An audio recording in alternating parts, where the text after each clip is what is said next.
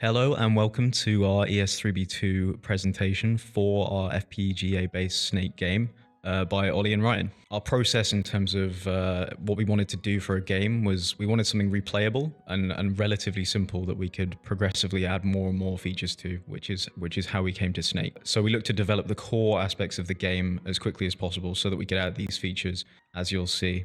And this tied in well to some of our objectives that we were given in the brief. So this included the user control of the actual snake and moving it around, the collisions between multiple objects, kind of keeping the info bar on the screen using sprites, and some of the extra features that we'll discuss later. So what is Snake for someone that's never played it before? It's a simple arcade game that's been around for a while where the user controls the head of a snake, and the goal is essentially to eat or consume apples that are randomly generated on the screen.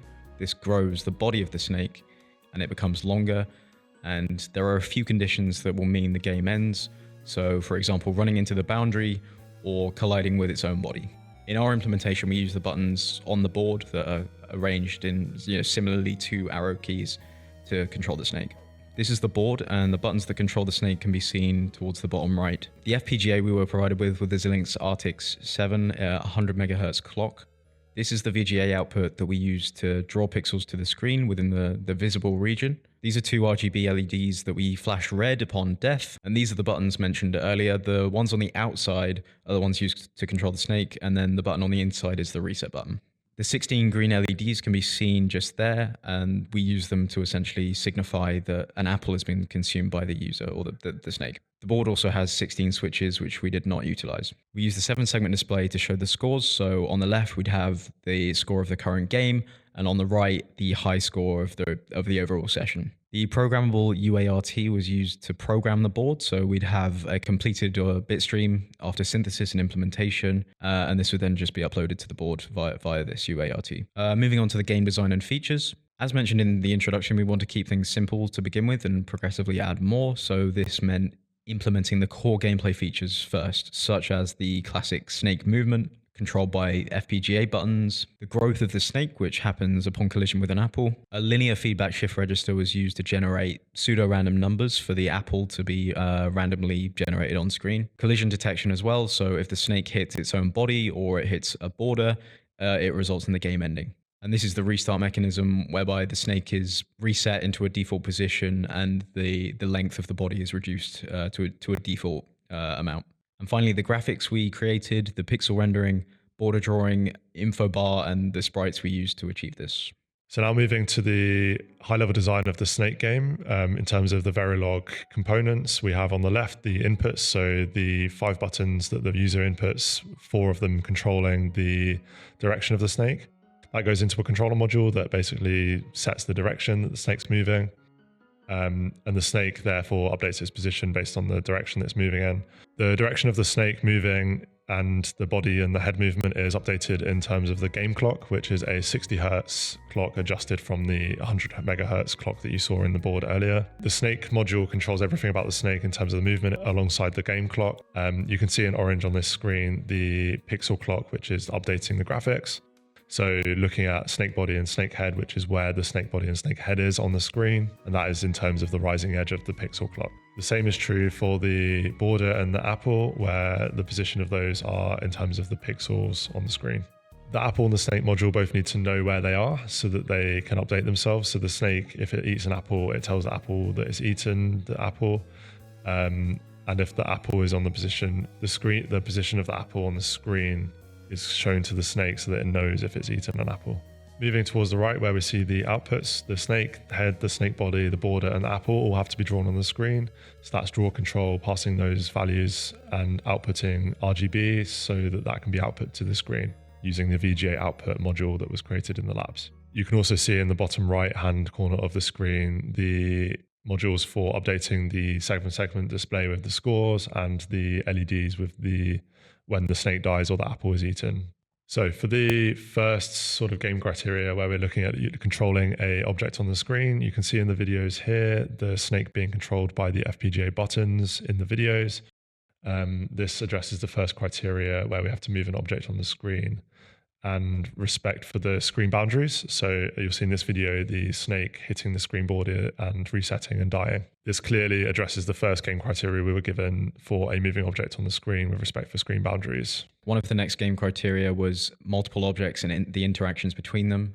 This meant collisions. And as can be seen in the video below, this is just demonstrating some of the collisions in the game. So that was a mystery box, which we'll learn more about later. And here's an apple. And then also where the snake can go back on itself and reset the game. And also the border collisions shown previously. Another important piece of game criteria was the info bar. And this we kind of experimented with to see what would work best with our colors. We chose the green one. The kind of dimensions were 1440, which turned out to be the width of the display region, by 100 pixels tall. We exported these info bars as bitmaps, and then we passed them through a Python script to convert them to .coefficient files. These coefficient files were passed through Vivado's pre-built memory block generator IP for upload as block ROM to the board. We use the same process for the other sprites in the game, so the apple, for example, and the mystery boxes, with the chosen green info bar being seen on the previous slide. So as can be seen by checking these off, this has clearly met the criteria for the collisions, the info bar, and the sprites using the memory blocks. Now that we've got the core game built and the snake is working and the apples are working, we can add in some extra features using the board and some other logic. So if we start by looking at what additional features we added. So on top of the original snake game, we've added some mystery boxes. So there is a 12.5% chance that a mystery box will show up instead of an apple. And there's actually 4 possible types of mystery box. So grow more. So if you eat it, you go +3 length rather than 1. Or your speed increases for 6 seconds. Or you get poisoned and you shrink, or you die if your body is smaller than 4. Or you excitingly have your direction inputs inverted for 6 seconds, which is very tricky. We also added in some board outputs, so the LED feedback, so the LEDs flash green when the apple's eaten, red after the death, as discussed earlier. Also, we used the 7-segment display to display the high score and the current score on there so the user can see what their score is. So looking at the videos for the poison mystery box, you can see on the left the snake losing 2 because it's got more than 4 body parts. And on the right, you can see the snake die when it has the mystery box with poison because it's got less than 4 body parts. Moving to the inversion mystery box, you can see that on the left, the user inputs have now changed direction for the snake on the right, which is quite tricky for the user, and this adds a bit of fun into the game. Last but not least, looking at the mystery box for speed and growth. So on the right, you can see what happens if you get a growth mystery box. You get 4 body parts instead of 1. And on the left, you can see the speed boost, which adds some fun into the game if you get that mystery box, because your snake goes really, really fast and it's quite hard to control. Moving over to some of the other features then. So the 7-segment display also displays the score and the high score. So the score here on the left and the high score on the right. As you can see, it's updated as the apple is eaten. But when the snake is killed, as you'll see in a couple of moments, the current score goes to 0 and the high score stays as it is, as you can see there in the bottom left.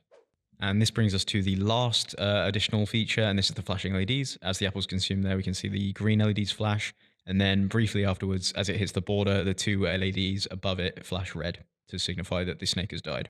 So tying this back to the game criteria, we feel that these additional features have sufficiently met the requirements in the brief.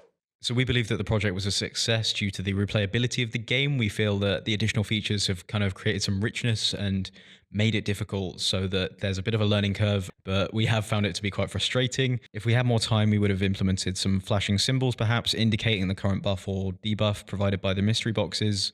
We also wanted these mystery boxes to be spawning in multiple locations, perhaps alongside the apples.